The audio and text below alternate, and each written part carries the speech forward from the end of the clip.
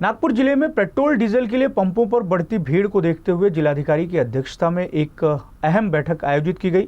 बैठक में तेल कंपनियों और पेट्रोल पंप एसोसिएशन के पदाधिकारियों को समन्वयक बनाकर सुचारू ईंधन आपूर्ति सुनिश्चित करने के निर्देश दिए गए।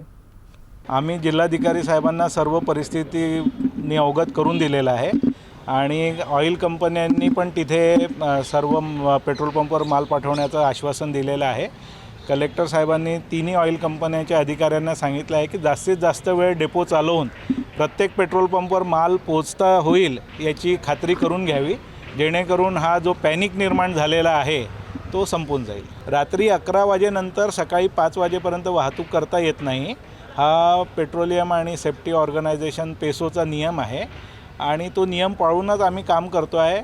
क्रेडिट लिमिट म्हणजे आम्ही सकाळी जो आम्हाला माल यायचा तो दिवसभरात आम्ही त्याचं पेमेंट करत होतो, तर त्याच्यामुळे काय आहे की पेमेंट नाही आलं म्हणून कोणाचा माल थांबत नव्हतं, पण आता जोपर्यंत पेमेंट अकाउंटमध्ये रिफ्लेक्ट होत नाही तोपर्यंत माल निघत नाही। त्याच्यामुळे थोडं प्रॉडक्ट सप्लायचा टाईम वाढलेला आहे, अजून काही नाही, माल येतो आहे सगळीकडून डेपोमधून। पॅनिक सिच्युएशनचं कारण आहे हे व्हॉट्सॲपवर सोशल मीडियावर फिरणारे मेसेजेस। पब्लिकनी सोशल मीडियाच्या मेसेजेसवर लक्ष देऊ नये।